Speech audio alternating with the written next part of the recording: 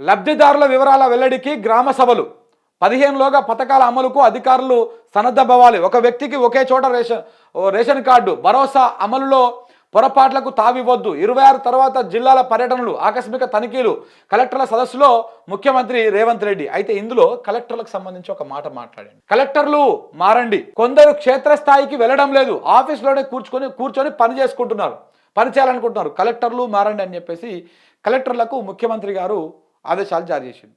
కానీ ఫస్ట్ మారాల్సింది ముఖ్యమంత్రి గారు, కలెక్టర్లు కాదు. ఫస్ట్ మారాల్సింది మంత్రులు, కలెక్టర్లు కాదు. మీరు ముందు మారాలి. మీరు ముందు మారి ప్రజల ప్రయోజనాల కోసం, ప్రజాక్షేమం కోసం మీరు ఏం కార్యక్రమాలు చేస్తారో అవి చేయాలి. మీరేమో ముఖ్యమంత్రి గారేమో ఎస్టేట్ నుంచి బయటికి రారు. పెద్దమ్మ గుడి అనుకున్నటువంటి రేవంత్ రెడ్డి గారి సొంత ఇంటి నుంచి బయటికి రారు. ఆయన ఆ ఇంట్లో నుంచే పరిపాలన చేస్తారు.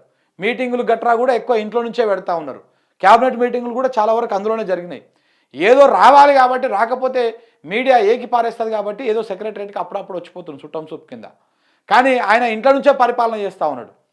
కేసీఆర్ మీద ఇంత చెప్పారు. కేసీఆర్ ప్రభుత్వ ఏమంటారు క్యాంప్ ఆఫీస్ నుంచి పరిపాలన చేసిండు, ప్రగతి భవన్ నుంచి. దాన్నేమో గడీలు అన్నారు. కానీ సొంత ఇంట్లో ఎస్టేట్లో ఉంటేనేమో గడీలు కావంటాం. మరి క్యాంప్ ఆఫీస్లో ప్రభుత్వం నిర్వహించేటువంటి దాంట్లో ఉంటే ఏ ఫైల్ వస్తుంది, ఏ ఫైల్ పోతున్నది, ఏ ఫైల్ వెనక దేని ఉద్దేశం ఏంటి, దాని కార్యక్రమం ఏంటి అనేది మొత్తం బహిర్గతం అవుతుంది ఎక్కడో ఒక దగ్గర. అదే సొంత ఇంట్లో ఉంటే ఏ ఫైల్ వచ్చినా, ఎటు పోయినా, ఏమైనా కానీ ఏం కాదు. అందుకని సొంత ఇంట్లో నుంచి బయటకు వస్తలేడు రేవంత్ రెడ్డి ఏడాది కాలంగా. ఆయన క్యాంప్ ఆఫీస్ మారుస్తలేడు. ఆ ఇంటి నుంచే నడుస్తుంది పరిపాలన అంతా కూడా. అది మళ్ళా కలెక్టర్లను మీరు మారండి అంటాడు. మారాల్సింది మీరు కదా, ఫస్ట్ మీరు కదా. ప్రజలు మిమ్మల్ని ఎన్నుకున్నారు, ముఖ్యమంత్రిని చేసిర్రు.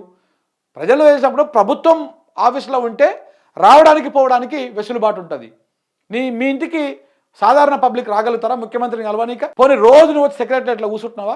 కూర్చోవు కదా. నీ ఇంటికి రావాలంటే 2 కిలోమీటర్ పొడుగున పోలీసు వాళ్ళే పెట్టిరు మొత్తం ఆ పెద్దమ్మ గుడి దగ్గర. 2 కిలోమీటర్ పొడుగున ఏడ చూసినా పోలీసు వాళ్ళే ఉంటారు. ఏడుకెళ్ళి వస్తారు?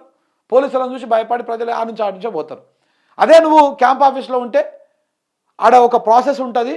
ఆ గేట్ కాడ పెట్టుకొని అర్జీ పెట్టుకొని ముఖ్యమంత్రిని కలవాలి ఏదని చెప్పేసి రావచ్చు. కానీ ఇప్పుడు అది లేకుండా పోయింది. ఆ ప్రగతి భవన్ని ప్రజాభవన్గా మార్చి అందులో సీతక్కని బట్టి విక్రమార్కని పెట్టినావు. నువ్వు పోయి మీ ఇంట్లో నుంచో పరిపాలన చేస్తా ఉన్నావు. మారాల్సింది మీరు కదా ముఖ్యమంత్రి గారు. ఫస్ట్ ఇష్టం లేకుంటే చెప్పండి, వేరే చోట పోస్టింగ్ ఇస్తాం. మీకు కూడా ఇష్టం లేకపోతే చెప్పండి, వేరే వాళ్ళకి ఇస్తాం. ఉత్తమ్ కుమార్ రెడ్డికి ఇస్తాం. ముఖ్యమంత్రి నిర్లక్ష్యంగా వ్యవహరిస్తే కఠిన చర్యలు తప్పవు. ఈ నెల 26 నుంచి 4 ప్రతిష్టాత్మక పథకాలు.